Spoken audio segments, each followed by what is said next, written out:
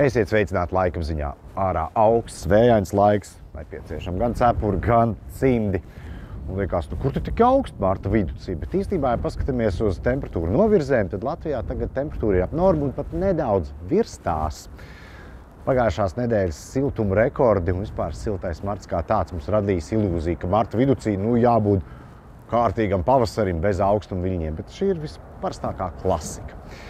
Nākamajās dienās vēl pirmdien jaunā nedēļa sāksies ar sniegu daudziet Kurzemē un Vidzemē, bet jau no otrdienas kļūs jau krietni siltāks un dažviet Kurzemē temperatūra paaugstināsies līdz pat 10 grādiem un arī spēcīgais vējš pamazām pierimsies.